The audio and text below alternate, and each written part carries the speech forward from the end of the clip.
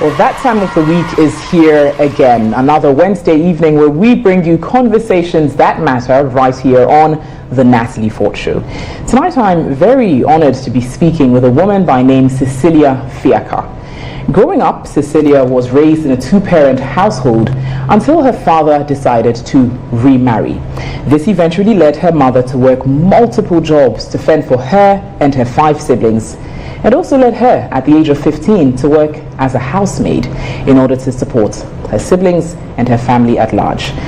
Today, Cecilia runs the Ineka Youth Foundation, which I'm very proud to serve as its volunteer. Tonight, she's going to be speaking with me about her journey thus far. The show is proudly sponsored by MTN, supported by Move and Pick Ambassador Hotel and Wella Dazzles. Cecilia, it's always good to see you. Thank you. It's good to see you too, Natalie. Now, we always start the show by asking, as we speak, what's Cecilia's life looking like right now? I just don't know even where to start from.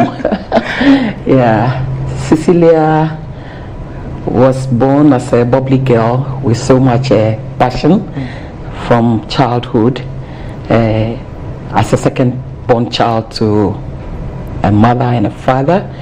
And growing up, seeing father and mother as if they were in such a sweet and a lovely family, not knowing things were under.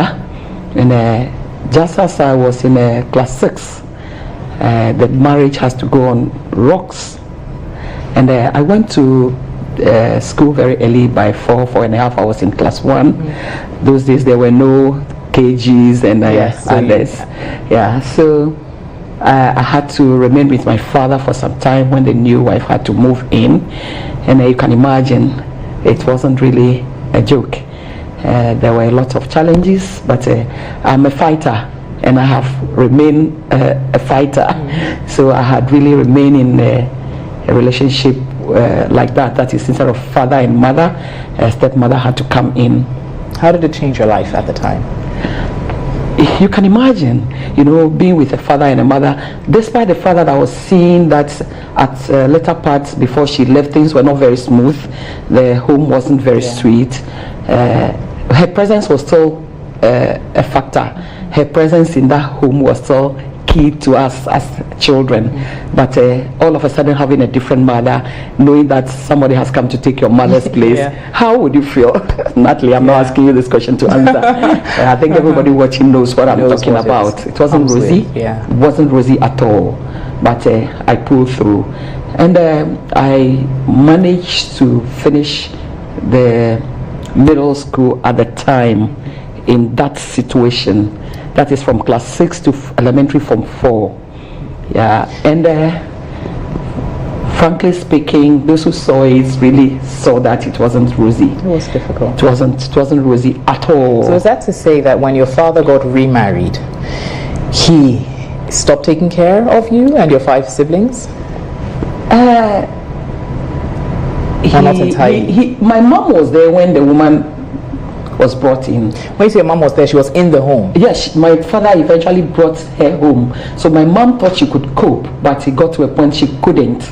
So your father was with his new wife and your mother under the same roof? But it got to a point, it wasn't a rosy situation for even us children to see. So eventually she had to leave. So we remained, myself and my big brother. But my mom had to go away with my younger siblings, 4 of them. Our last born was at her back at the time.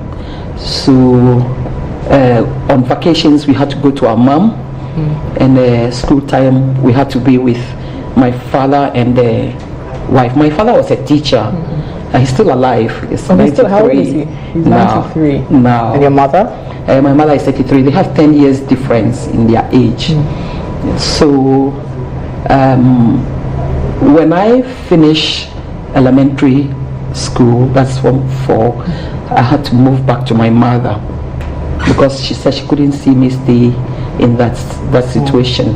My elder brother was in Bishop Herman Secondary School at the time, and eventually it became my mom's burden to take care of him throughout school. Your father was not taking care? No, he wasn't there. Let me say that. I think he will testify to that today if you should ask him. So my mom had to take charge of all of us, if I should say.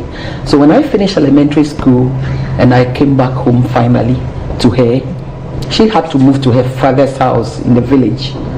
And when I got there, she said, Cecilia, I don't want you to remain here because you can't go to school, even though your results prove that you could go to school. If you remain in the village, you get pregnant like every other girl. So I would like you to go to Accra to work as a maid servant. You know, those days they were calling them baby nurse. Baby nurse. A maid servant was called a baby nurse. Yes, at that it sounds more. And there were many women from my village working. And you were 15. Yes. And your mother just suggested that for more opportunities, you work as a baby nurse, which is a housemaid. Yeah. Why? Because children at that time even were getting pregnant at 14, 13. And because there was nothing engaging anybody, you know, so when she suggested that, I really wept. And she was... You were upset, yeah? Yes, I was like, I thought I could go to school, but the situation proved to me that there was no way I could go to school because my elder brother was in school and he was already in tattered clothing. She couldn't pay school fees on time. You know, she was doing petty trading, petty farming, peasant farming, which we were all supportive of. So every little money she goes to the markets to get, she goes to the school, Bishop Herman Secondary School, to pay the... No, not to pay directly, to give to maybe their senior housemaster.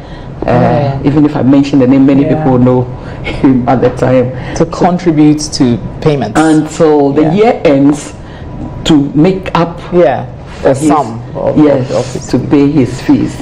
Yeah. So what was your experience as working as a housemaid that you can remember? Frankly speaking, when I was going, I was weeping. And then my mom was also weeping. And she said, Cecilia, I trust in you. I know you will go and come back and go to school after your brother is done with school, that's secondary school. So when I got there, a lady picked me from the village actually to go. And that was my first time of sitting in the car. So that was a bit exciting. I missed the fact that you were going to work as a housemaid. That was a bit exciting. Yeah, so when I was in the car, I was so quiet and I was looking around, watching, see the way. And when we got to Accra, I had to be in the woman's house and she said, I'm looking for a work for you. And I'm like, okay. So I stayed there for a few days. Then one day she went and came back and said, I've gotten a family who would want to take you in. And I'm like, okay. I was like, fine. And we got there. The woman was a Russian, and the man was a Ghana. I think he passed on. That's why just last year. He passed on just last year. But I became like a child to them in a way. The woman seemed to love me so much because I was told she was a very strong woman, and nobody was able to stay in that house for more than a month. Wow. Yeah, but I told myself that I had come for a purpose. I made my mind to work. So there were a lot of experiences I picked from there that had made me what I have become today. I read dogs. I learned it from there. I learned it from there because I was introduced to big dogs. Wow. This is what you are going to take care of. You are going to bath them. You are going to cook for them. You are going to buy food for them. And I was like, wow. I feared in the beginning. I can imagine. That was the first day. And I was shown to my small room where I had to do the cooking, I had to do the washing, I had to do the ironing, I had to do the cleaning. The only thing I never did was the cleaning of the compound, that is the gardening. It was so overwhelming, but I shook myself up and I said, yes, Cecilia, this is a reality of life. If you want to make it in life, you have to do it. People couldn't stay there, but I said I was going to stay for more than a month. And you said that, I mean, as of course, aside with the rearing of dogs, there's discipline and other things that you learned at that time that have remained with you. So at that point, at what point were you able to get back to school and actually get an education? Yes, I did. One experience I wanted to share with you was that I never cook proper food like cooking, apart from our normal cooking. When I got there the following day, they asked me, can you cook for us? I said yes. Then they gave me a tomato sauce, the bigger container. And instead of me to scoop, I poured all to make a stew or to make a stew, and it turned out only God knows. So I was taught. So I learned how to cook in the house. I was taught in a way. That was one good experience for me. So when I stayed there, after a year plus, my brother had finished secondary school. So the little money I got, the family became so fond of me. The children confided in me. My age difference and theirs wasn't too much. So I was like a big sister to them, and the parents really loved me. They did their part, even though there were excesses. Then after that, I had to come back. So the man said, Cecilia, we've never had anybody like you. You are so determined. When you go, remember this is your home. You are always welcome back anytime you wanted to come back. And I said, thank you. And the little money I had at the time, very peanut, he added a little to me, to it for me, and I left. And I came back to the village. And I started working with going back to school. I couldn't get there. You know, those days when you pass your common entrance or you finish and you write your exams to go to school and you don't utilize it, you can't go back to use it again. So I had to be enrolled in a private school, and I couldn't go to boarding school because my mom couldn't afford anything, so she had to get an auntie, my father's distant relative, to stay with. And that was the second version of my maid servant's job. With family this time. Yes. So I fortunately stayed there briefly, but I realized the level of education I want to have, I wasn't going to get it in that small school. And I walked to Bando Technical School because it was in Bando, and I went to the principal at the time and I said I wanted to come to school here. And he said, how do you come here? You know, then the way I saw, he said, where is your father? And where is your mother? And you are bold enough to come here like that? I said, yes. And he said, okay, one teacher to go and conduct some tests for me. He said, the girl is good. We can take her. And they took me into Bando Technical School, my second year of education. And I stayed there, stayed with an auntie through the struggle. Sometimes my colleagues would be on assembly and they see me carrying firewood or water from the bush because we were by the roadside, the house too. So many people who saw me at the time did not know I was schooling. They thought I was still just serving in somebody's home at the time. So, yeah. Wow, you know, but clearly you didn't, none of these situations completely weighed you down to the point where you felt like things were impossible. It's evident because you kept going amidst them. So let's fast forward some years on. Now I know that at some point you got into the banking field. At what point did that happen? Okay, I had a goal. So up to today, my mom wonders how I got such a prestigious job. Yes, because I always want to keep my eye on the ball, and nothing deters me, even as at now. And one thing is that if I set myself up to do something, I try to achieve it. I don't just want to fumble with it or play with it and just leave it. If I believe in it, you want to get it done. Yes, because I believe in one thing, that I have a potential in me to be. So all those things never deterred me.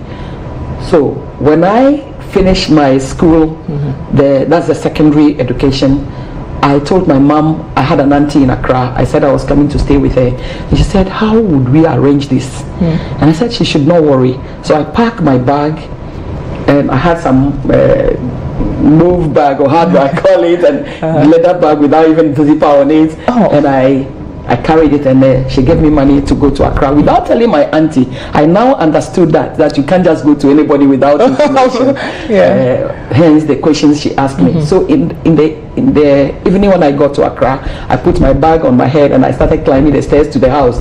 Then she saw me come and said, where are you going, Cecilia?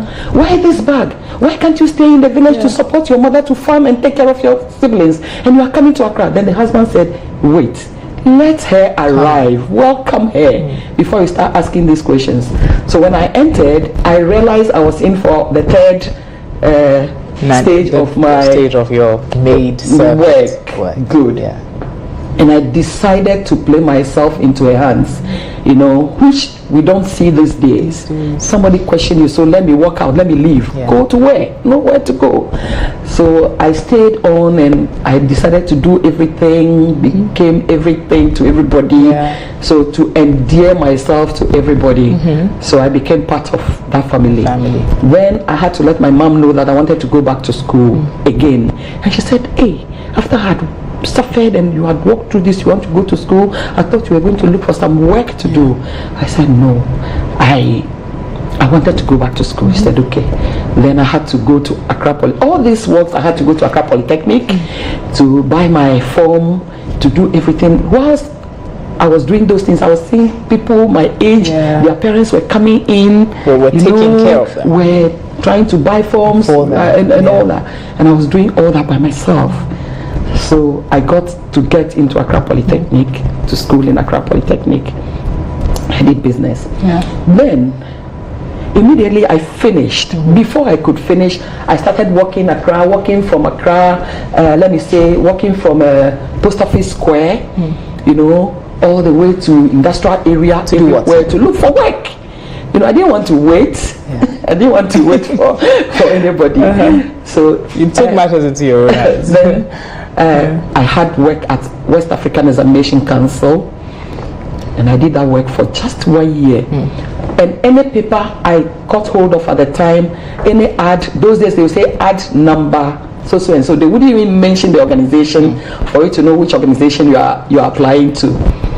So I applied to so many organizations. Then I was at the exams council one day and I had a call. Then they said, are you so and so? Then I said yes. Apparently they called the house because I wasn't having mobile. I gave the house number, so they told them I was with exams council, so they called me. Then they said, come for an interview at this number, block number. So I got there only for me to see that it was Standard Chartered Bank. How did you feel as seeing that it was? Okay. The bank has called me, so I went through the process, the test, the interview and everything. Then I left.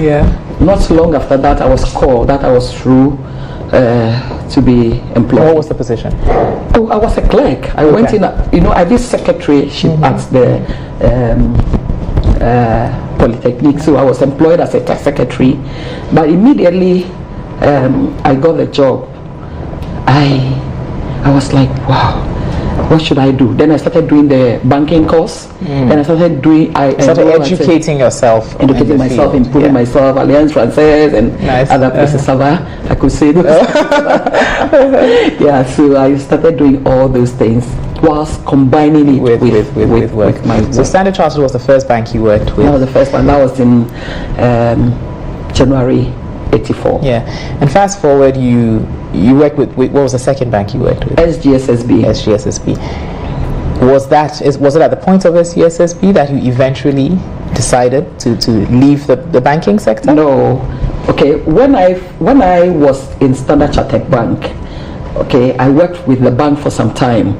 Then I told myself I still wanted to do my degree. How old were you at the time? And that was about 30 years. So this was your first degree? No, I was 40 years actually when I did my first. I did my first degree. So I told myself I wanted to go to the university, but then I had my children. Don't ask me how many of them. So I had to leave Standard Chartered Bank with the support of my husband to go to the university. So I was enrolled in School of Administration to do Human Resource Management at Legon. Then after that, immediately after school, I got work at SGSSB whilst my colleagues were struggling and all that to get work. Experience counts actually. Because based on that, I was employed at SGSSB. But I stayed in SGSSB for just 1 year. And I realized I needed to, it wasn't sitting well with me. So I decided to change my job and I had another job at Stanbic Bank. So it was Stanbic Bank that was the time I made that decision to be on my own. Now we'll talk a bit more about the decision that you made at Stanbic Bank at the time to leave the banking sector and fully invest your time and effort and resources in your own charity. Stay with us here on the NATALIE Fort Show.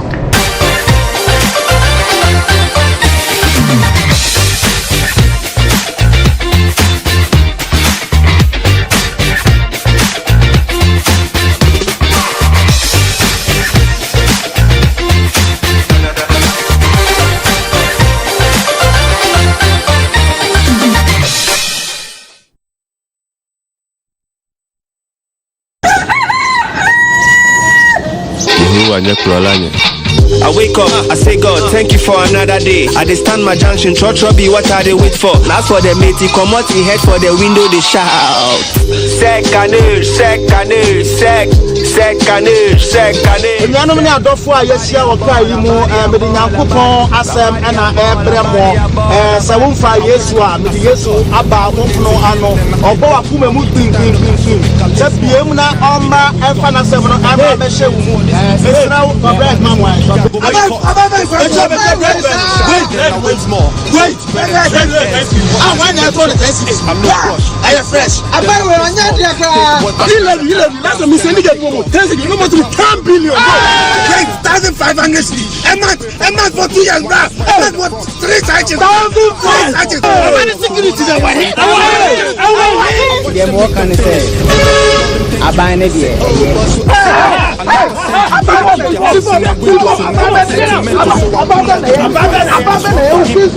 the road open for me, the traffic start to move, my leg.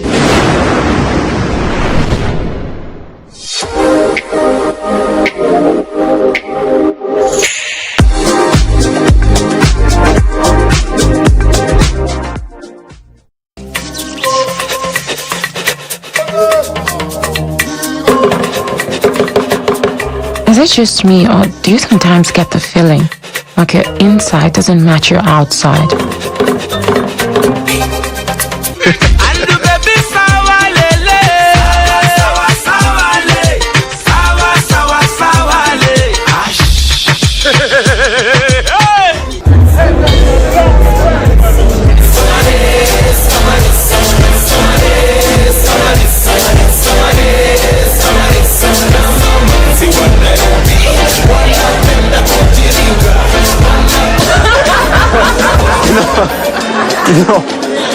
No, but seriously, I'm proud of you. And personally, I can't wait to read your article.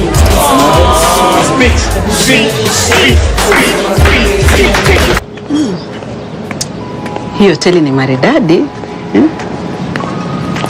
It's a very beautiful place. Thanks, Mom. So where is Dad? You said you had a surprise. No, but I want to tell you and Dad together. He said he would make it, but you never know. Especially at this time of the year, with exams coming up and all. You know your dad, huh?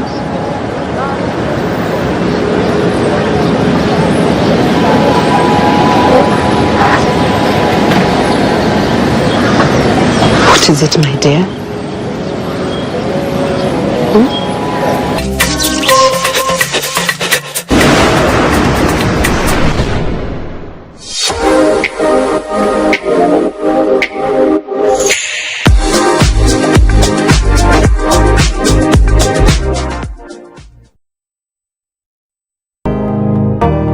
Why do we get sick? What can we do to avoid preventable diseases? Would you like the opportunity to learn about some of the most common illnesses, preventative measures, and how to completely avoid them?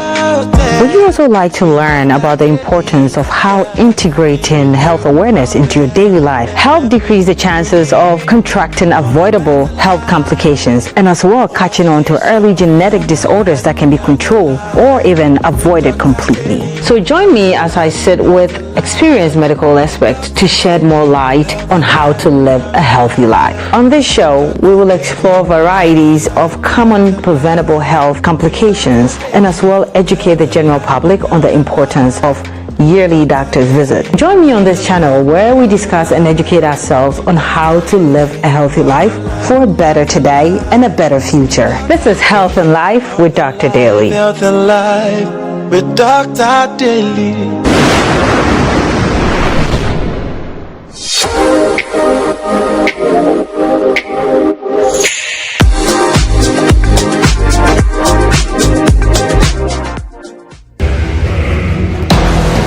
He's grabbed the nation's attention with jaw-dropping allegations already. President Akufo, member will show down. Vice President, member will show down. I dare you to me to make a mistake, and you see man in this country. But is he a man misunderstood? Is he just a maverick or the lone elephant who must upset the establishment? Bolore sits with the man who divides opinion. This honorable can meet me on Thursday on Bolore Show, Star Chart. It's Star Chart Showdown Edition with Kennedy Ohinia Japan. This Thursday at 7 p.m. on Star 103.5 FM. Anticipate. Star Chat is proudly sponsored by MTN. Everywhere you go. Koa Herbal Mixture for your general well-being. Haptel is everything you. And Tabia Takum. Beme Bia Yetakum. The EIB Election Hub is back, stronger and bolder than ever. Across every corner of the country, our reporters are there, armed with one mission: to deliver minute-by-minute updates that will leave you craving more.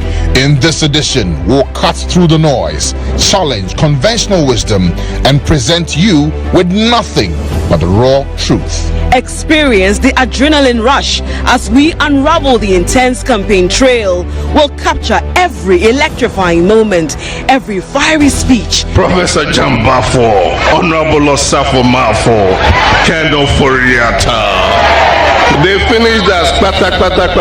And every game-changing maneuver.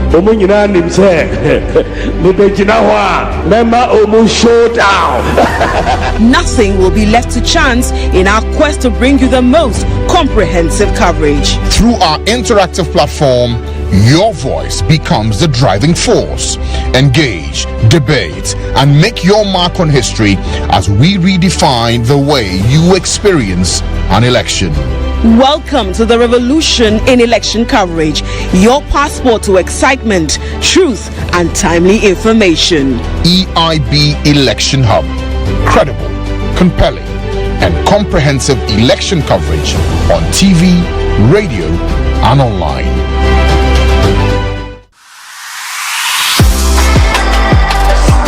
If you marry in future and the girl is, give me any girl's name. You wouldn't want Janae to be known as Janae Ajiman Boateng. Hey! I'll leave her to have her name. I don't want to be bossy and say, let's use Ajiman Boateng, let's use blah blah blah blah. Who said our kids can't talk? You know this man? Yes, he's a vice president. What do you like about him? Oh, I really don't know him too much, but he spares. They seem to know it all. Do you know this man? John Mahama. Right. When he was president, he made the lights go out alone. You talked about Dr. Baumia and John Mahama. What exactly did your mom say? She was like, you chose Baumia over Dr. and John Mahama. He said, get out from my house, I'm sacking you from my house. Want this to be expensive again. Who is this? Dr. Nana Akufo-Addo. What do you like about him? He's bold, like my dad. Fellow Ghanaian. Actual Bosses with Nanaba. Coming soon on GH1 TV.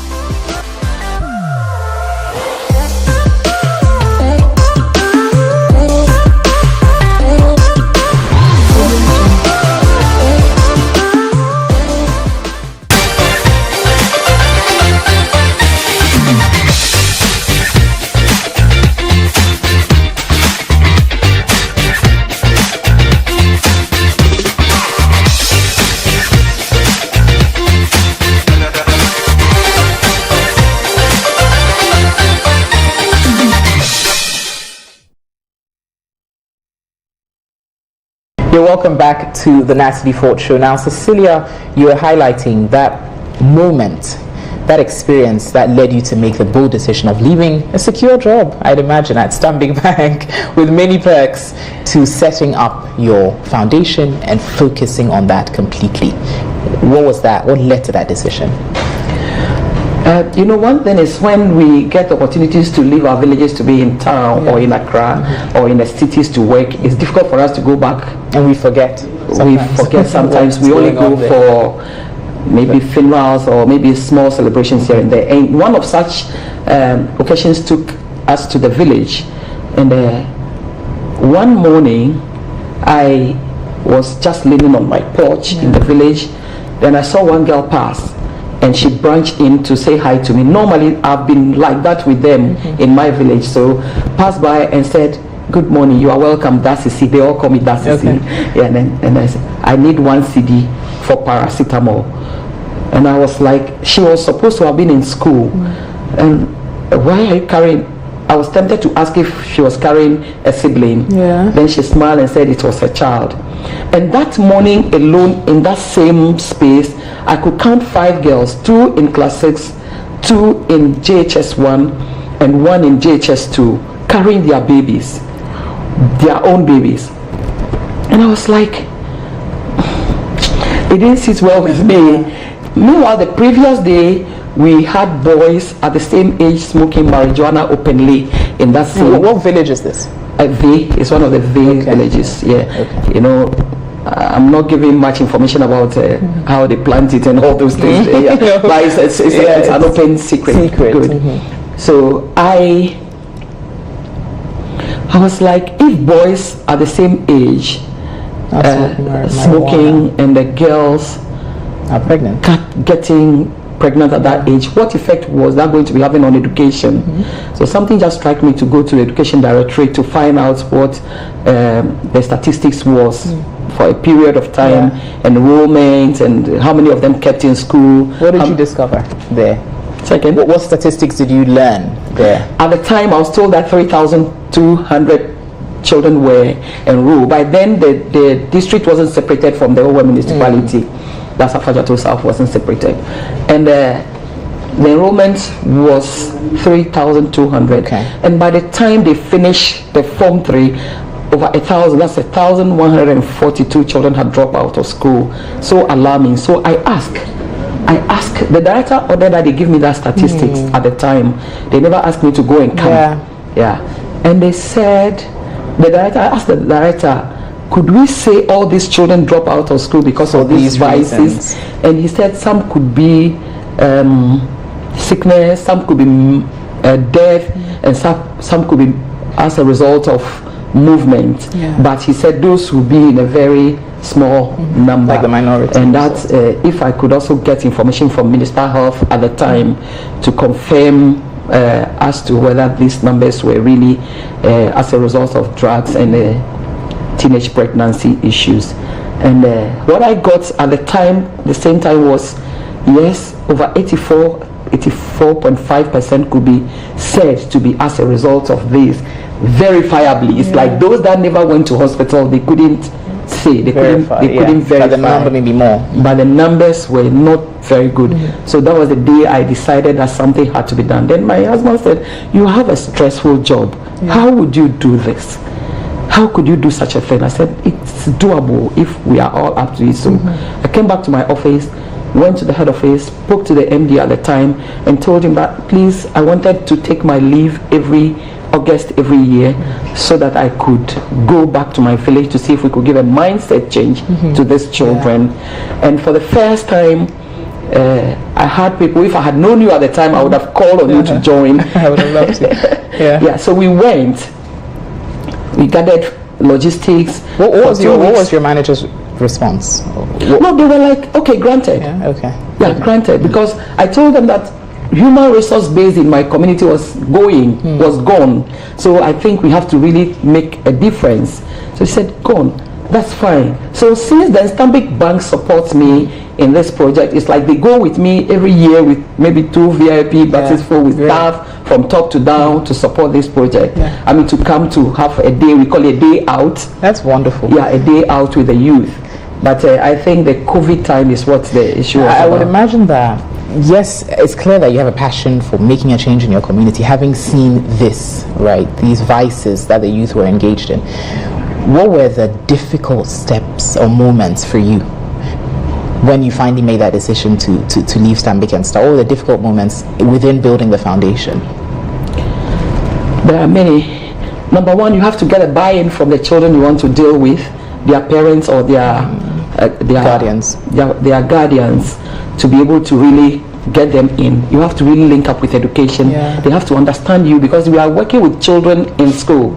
Because for the first time we gathered 500 children to start this 2-week program with, and immediately after that we started seeing the impact that we made at the time. So what happened was that, number one, we were thinking about funding. We were thinking about how to get them to be part of the program, and for that one, I think for now it's under control. So we started with the 500 children from just 10 communities. As I talk to you now, we've reached out to over 84,000 children. Forgive me. 84,000 children from 400 communities in 4 regions and 28 districts in Ghana. That's the number of children we work with now, and we keep going. It's difficult though. What do you find to be some of the biggest problems within our communities that you've worked with in Ghana that the youth are facing? You see, we started by thinking of breaking a cycle. If you go to the communities we work in the rural and deprived communities. Children at that age 14 get their children. By the time their children get to 13, 14, they have their children. So the cycle continues. Number one, maybe the father figure or parental figures who are not really their children, who are giving birth to children. And children ended up being with their grandmothers or aunties or just. And I'm sure in this case the fathers of the children may not always, most often. Some don't even accept pregnancies at all. They just impregnate and leave the children for nothing. So we try to see how we can break this cycle, but at least so that these children can keep in school and become not useless or not become burden on society and themselves. So that's what we do. When we started this project, we realized that the children, majority of the faults are not from the children to get pregnant, and to smoke, for example, and smoke. And so we started working with the young women in the communities, those who have dropped out of school, those we could reintegrate into school, those we could empower to be on their feet, to be able to fend for themselves and their children. We started doing that as well. So we embarked on something we call vocational and entrepreneurial pathways for young girls and young women in communities. Has it been fulfilling? Very fulfilling, very, very fulfilling, because you could see the impact. If a woman could stand up and say, but for Neka, I wouldn't have known how to do this to be able to make money to take care of myself. Or but for Neka, I wouldn't have been able to get integrated into school. We do a lot of advocacy as well. We have to fall on communities to talk to some of the guardians of such girls or parents of such girls to even take their own children's children so that the girls could be reintegrated into school. It was a hell of thing we've been going through. And what's next for you, Cecilia? You left a comfortable job. Now you're in this fulfilling service of having your own foundation. Do you see this carrying on for the rest of your life? That is my hope and my prayer. It is not everybody who have the passion to do what you are doing. So I look at Natalie's face now. I said, Natalie, you are beautiful. Can you join NECA? You join NECA, and tomorrow you realize that the stress is too much. Your passion is not up to my level, and you find your way out. And but my hope is that we get people to really build this as an institution, not just by me, so that even without me, NECA should be able to. We laid a lot of foundations, and not only in the people, but we have our center where children are brought in, or where children train. Even as I talk to you tomorrow, coming Friday, you see boys that we brought out from COVID. You know, during the COVID-19 period, through some of our programs, we were still working. Some of our children we took care of that have gotten to university have come out at the time. They were still students, but schools were not in session. We brought them all in to really teach these children in various ways: sports, arts, ICT, reading. We taught them a lot, crafts and all that. When the COVID was over and the children had to go back to school, the boys remained and girls remained in the sports, especially football. And that has even metamorphosed into third division, under 17. Oh, that's incredible. At our center. We have a center, we have an ICT center at the same center. We are calling on people to be on board to support, so that we can have a whole hub for the surrounding villages that utilize that place. That's every week. And that's even one reason why I chose to come on board and volunteer. And what stands out for me as we are wrapping up is that In Ghana and across the world, but let's talk about Ghana because we are here. We have, like you mentioned, these many villages, the youth with potential but lacking the opportunity. Right? Yeah. And that's what you could easily have been through and faced yourself as a young woman. Like you can see me now at my age, still so vibrant. If I had not had that little strong mindset with a woman's push, that's my mom's push, I would have remained and had 11 children and maybe 25 grandchildren like my colleagues have now, and we all have been sitting in one small place not knowing what to do. So for me, this youth have potential. Let's all come on board to give them the opportunity to become. They have it and they can become. And if we sit back and think it is over us or it's too much, they will remain there. The impact we make is great. Some of the children that we have put through school now, let me boast of at least 173 of them from basic to secondary to the university. And some of them that have completed university for us last 2 years and this year have all come out with the lowest grade of maybe second class upper, first class students. I mean, who are very, very willing and very intelligent. It's incredible, Cecilia, and just to think how these young Ghanaians, if we let them go, if we let it be wasted talent, wasted dreams, it will even cost us as a nation in the long run. Right? I know you've done incredible work, and I want to say something. You know, if we don't solve this, they will come back at us. Why? Because if the boys become armed robbers in the street, I have suffered that myself. Okay, you suffered what? Armed robbery attack in my own home. You know, they nearly really killed us, and they nearly raped me in the presence of my husband. I was still with Stanbic at the time, and I was holding keys, so the whole bank will have to be held without work until keys got to change before work could go on. Yes, because I was robbed. We were robbed in our home, and my fear is that if we don't really work with this, and they were young people, my children's age, if we don't work with such boys and girls to really give them something to think, to become, we would have them come back at us. And increasing crime rates and all other things. They will end up in the streets, and they will be the people that the nation will have to be spending resources on. You put them in prison, what benefits do they give you? You can't do this all alone. You're doing a great job, but you can't do this all alone. Even a NECA can't do this all alone. Not to sound political, but how do you feel like government can actually really properly invest in Ghanaian youth, even in these other communities outside of the greater Accra region?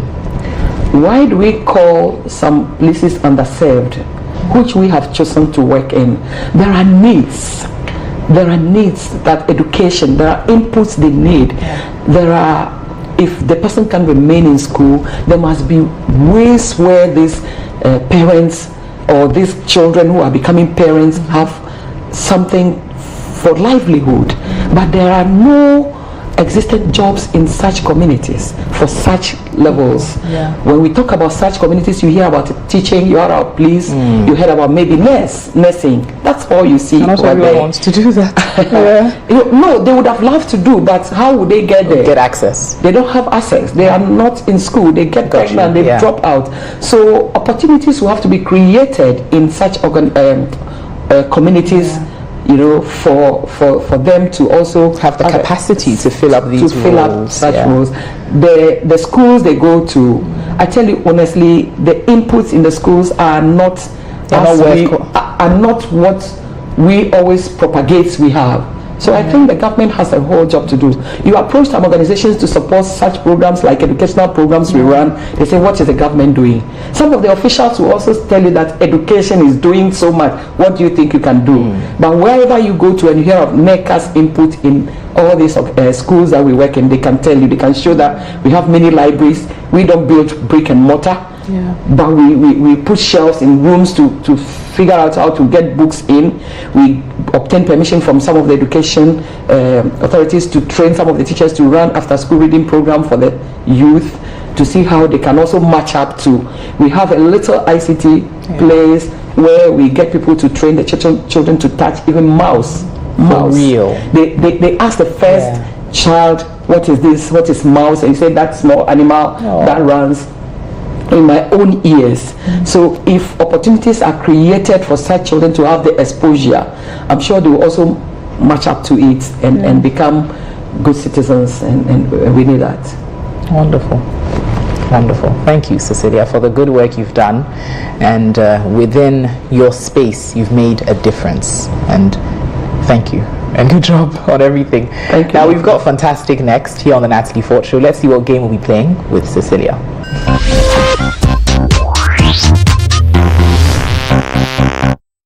It's time for Fantastic, and Cecilia, one thing I know is that you love to read, so this game has to do with reading and words.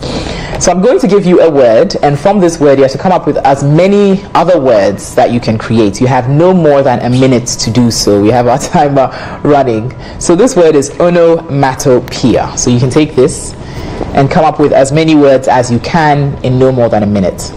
3, 2, 1, go. At, on, omo, tap, top, eat, tape, tame,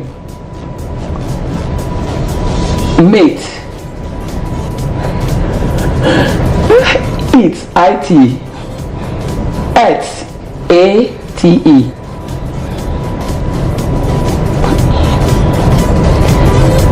poem,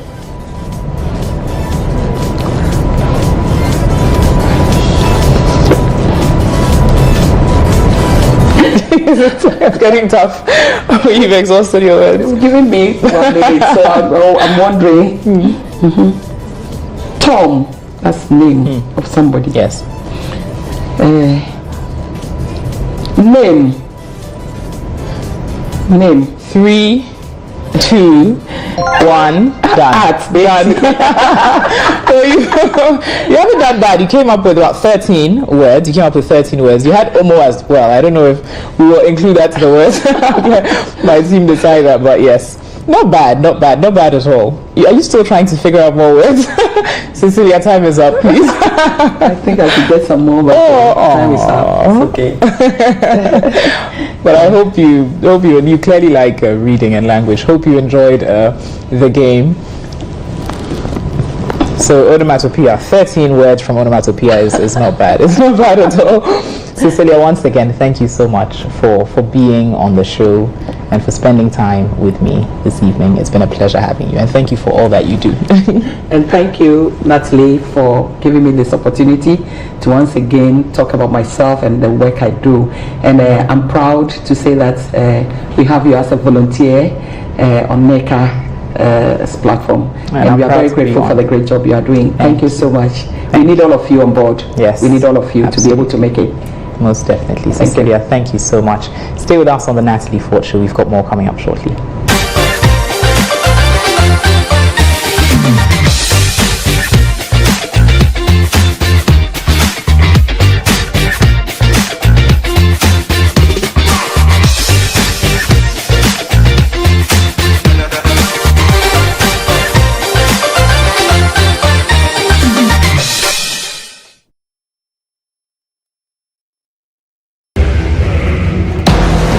He's grabbed the nation's attention with jaw-dropping allegations already. President Akufo, member will show down. Vice President, member will show down. I dare you to me to make a mistake. And you say man in this country. But is he a man misunderstood? Is he just a maverick or the lone elephant who must upset the establishment? Bolore sits with a man who divides opinion. This honorable can meet me on Thursday on Bolore Show, Star Chart. It's Star Chart Showdown Edition with Kennedy Ohinia Japan. This Thursday at 7 p.m. on Star 103.5 FM. Anticipate. Star Chat is proudly sponsored by MTN. Everywhere you go. Koa Herbal Mixture for your general well-being. Haptel is everything you, and Tabia Takum. Bemebia Yetakum. The EIB Election Hub is back stronger and bolder than ever. Across every corner of the country, our reporters are there, armed with one mission: to deliver minute-by-minute updates that will leave you craving more. In this edition, we'll cut through the noise, challenge conventional wisdom, and present you with nothing but the raw truth. Experience the adrenaline rush as we unravel the intense campaign trail. We'll capture every electrifying moment, every fiery speech. Professor Jambafo, Honorable Osafo Mafo, Kendall Foriata. They finished us, and every game-changing maneuver.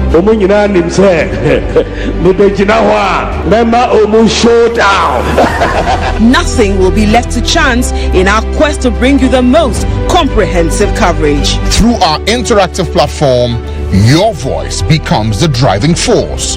Engage, debate, and make your mark on history as we redefine the way you experience an election. Welcome to the revolution in election coverage, your passport to excitement, truth, and timely information. EIB Election Hub. Credible, compelling, and comprehensive election coverage on TV, radio, and online.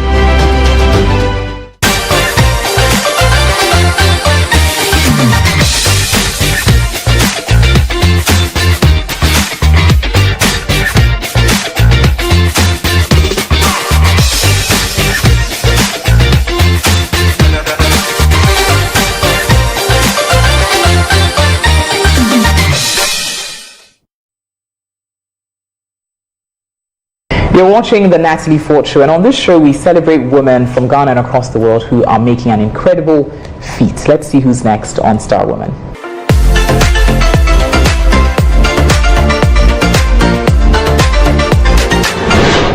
Okay, first of all, let me just say this, that it is very difficult to describe Alex Okoroji with one word.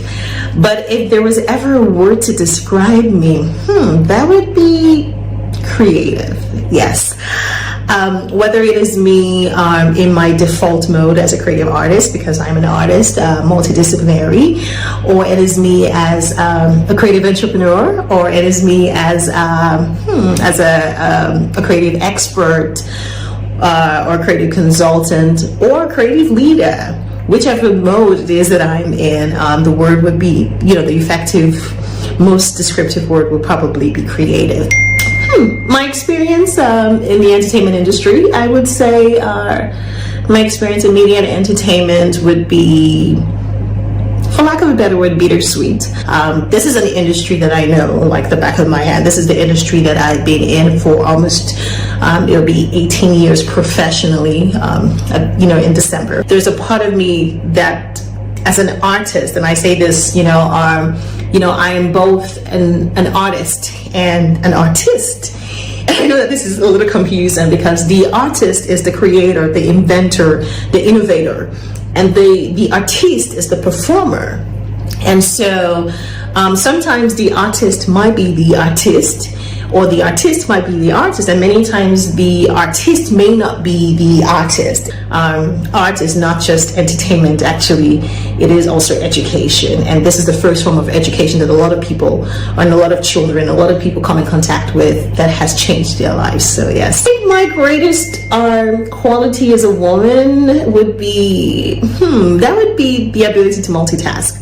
I think women are great multitaskers, first of all. Women are great multitaskers. We're able to handle many things at once. A woman can be a caretaker, she can be a career woman, she can raise children, she can do multiple things at the same time. I think that has enhanced also my ability as a multi-passionate artist. I use different forms of art, and even as a visual artist, or as a literary artist, or as a performing artist, me being able to multitask or lead organizations and run businesses and still be a mother, I think that multitasking ability as a woman has helped me as a creative who is not just multi-passionate, but multidisciplinary and multi-talented. So I think that would be one of my best qualities, actually. How do I balance? Let me tell you the truth. I don't know if I believe in the word balance. I mean, the way I see balance very different from how society defines balance. For me, balance is really just being at peace, being in harmony, having all different sides of your life being in harmony, whether it is my professional side, my career side, or it is, my personal life. And I'm fortunate in the sense that I see art as art imitating life. And that gives me the ability to sort of have not a big line. I think that's enough. I don't have that sort of very wide line between my professional and my personal life, in a sense, because my professional life is my personal life. Art is life. I live what I see and breathe every day. And I just do what needs to be done when it needs to be done. And I'm okay and comfortable and at peace with all of these different parts. I don't feel the need to sort of separate any of it because I think there's a connection. So that's how I would answer that. I like egusi. Egusi, of course, is cooked very different ways in different parts of Nigeria. But I like egusi. I think it's something. I think it's a melon seed. Oh, I got that right. It's a melon seed. But it has to be egusi because even with the ofe nsala in the eastern region of Nigeria, where my father's from, people cook ofe nsala with sort of cocoyam or yam as a thickener. However, I use egusi. I like the ofe nsala that uses egusi, so maybe egusi is actually the key thing. However, if you're trying to ask me whether it is Nigerian jollof rice versus Ghana jollof rice, let me tell you a secret. Don't tell anyone. I choose Ghana jollof.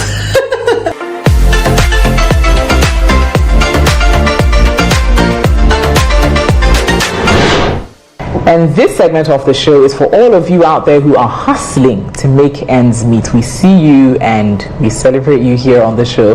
Let's see who's featured on Proud of My Hustle.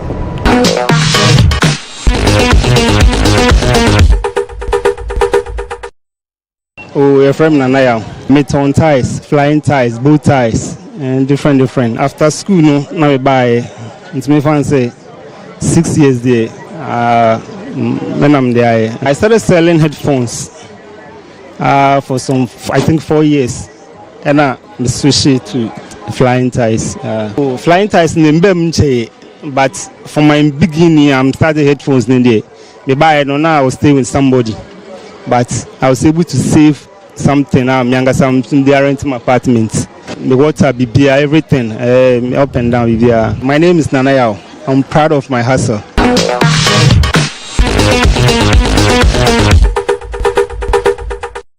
It's now time for Natalie's take here on the Natalie Fort Show, and I just want to leave you with something small to ponder over.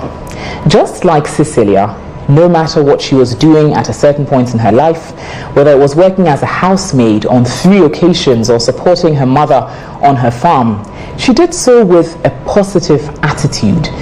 Whatever you find yourself doing, no matter how small, even if at a certain point in life you don't feel like you're where you're meant to be, I encourage you to do it with a good attitude, positive outlook, and at some point in life, it would all work out. Thank you so much for watching the Natalie Fort Show this evening. It's proudly sponsored by MTN, supported by Move and Pick, Ambassador Hotel, and Weller Dazzles. Until next week, stay with us and we'll bring you more conversations that matter. Have a wonderful evening.